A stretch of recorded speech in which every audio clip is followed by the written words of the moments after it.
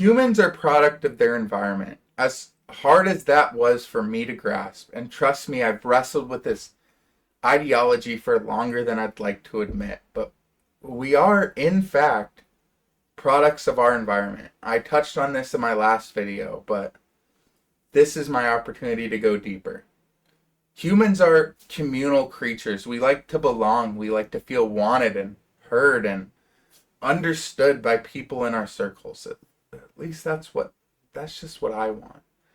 But that's the kind of environment we thrive in. And with that being said, there are environments that humans struggle surviving in, let alone thriving in, like cubicles or overpopulation or even isolation.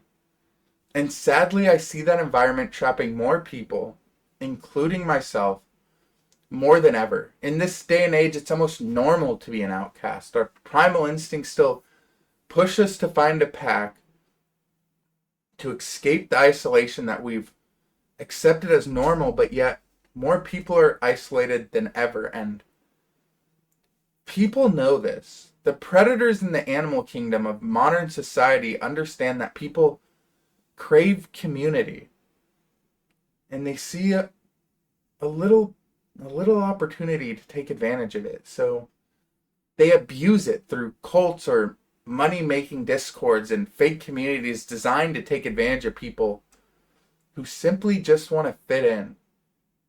And we've turned savage, like not in a traditional sense, but in a monetary one. We've succumbed to like a twisted and sick version of capitalism where people prioritize something as silly as paper over the well-being of a human being. And that environment's just terrifying. That environment shapes people and serves to continue this cycle of just like this mutated corruption that we've become accustomed to. We've traded love for money and compassion for cash, and we've fallen victim to the very environment we've subconsciously built.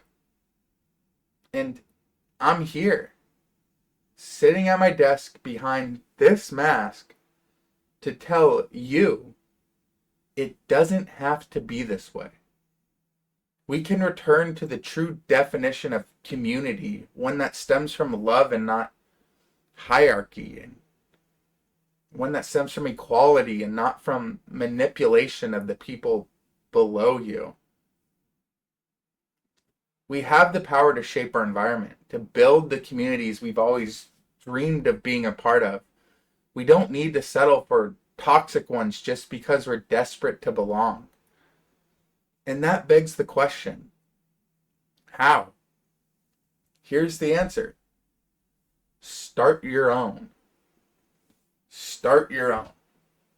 Seek out like-minded individuals who want to build something bigger than themselves. People who show humility and respect to the community you're building.